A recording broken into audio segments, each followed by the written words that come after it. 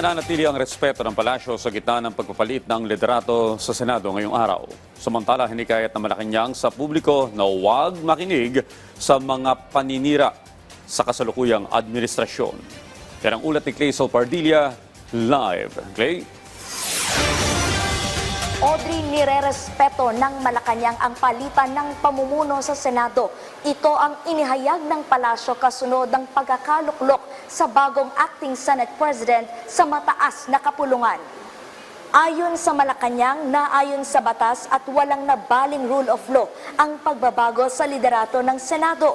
Ngayong araw na halal bilang acting Senate President si Senator Wing Gatchalian. Kasunod ito ng paglitaw sa plenaryo ni Senator Cheese Escudero at paglahok sa 11 Senator Minority Bloc na ngayon ay bagong mayorya. Ang nangyari sa Senado ngayong hapon ay naaayon sa batas at rule of law. Kinikilala at nirerespeto ng palasyo ang desisyon ng bagong mayorya at ang liderato ni Acting Senate President Sherwin Gatchalian.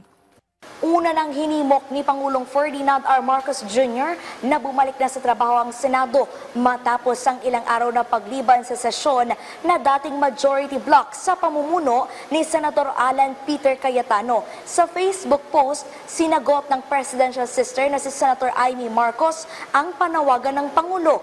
Gitang mambabatas, anuman ang sabihin ng presidente ay hindi sasang-ayon ang publiko. Sinagot naman niya ng Malacanang sa pamamagitan ng paghikayat sa publiko na huwag makinig sa mga obstructionist o naninira sa administrasyon.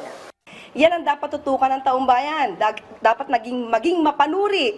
Hindi ko ano-ano yung sinasabing mga fake news. At tandaan natin, ang mga obstructionist ngayon medyo kumikitid ang kanilang pangunawa.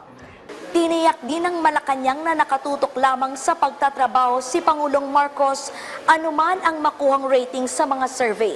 Kabilang dyan ang patuloy na pagpapatupad ng zero balance billing, pagbibigay ng disenteng pabahay at iba pang programa na magpapagaan sa taong bayan. Yan ang muna ang pinakahuling balita. Balik dyan sa studio, Audrey. Maraming salamat, Clay Pardilla.